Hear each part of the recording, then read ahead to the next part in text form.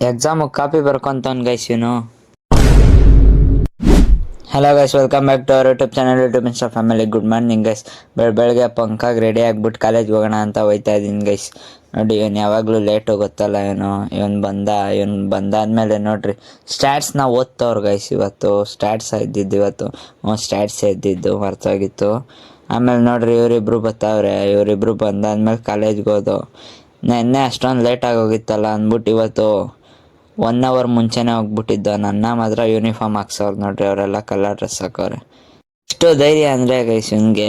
ನೋಡ್ರಿ board ಎಕ್ಸಾಮಲ್ಲೇ copy ಚೀಟಿ ಬರ್ಕೊಂತವ್ನು. ಇವ್ನ ಮಕ ನೋಡ್ಕೊಳ್ರಿ, ಸಿಕ್ಕದೇಟ್ಗೆ ಬಾರ್ಸಾಡ್ಬಿಡ್ರಿ ಎಲ್ಲರೂ. ಎಕ್ಸಾಮ್ ಎಲ್ಲ ಮುಗೀತು, ಮನೆಗೆ ಹೋಯ್ತಾ ಇದೀವಿ ಗೈಸ್.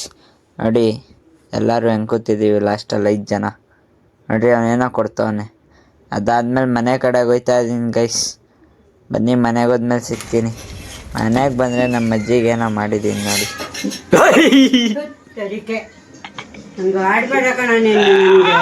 ಆಮೇಲೆ ಫ್ರೆಂಡ್ ಬಂದ ಅಂದ್ಬಿಟ್ಟು ಗ್ರೌಂಡ್ಗೆ ಹೋಗೋಣ ಅಂತ ಹೋಯ್ತಾ ಇದ್ದೀವಿ ಗೈಸ್. ಬನ್ನಿ ಅಲ್ಲಿ ಹೋದ್ಮೇಲೆ ಸಿಗ್ತೀನಿ, ಏನು ಮಾಡ್ತವ್ರು ನೋಡೋಣ.